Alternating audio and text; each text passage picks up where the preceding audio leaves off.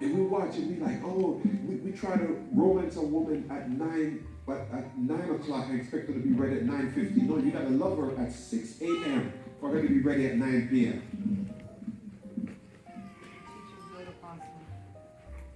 Husband, I'm gonna say that again. Love your wife as Christ loved the church. If you have heeded what I've just said to you, I will never have to counsel any one of you.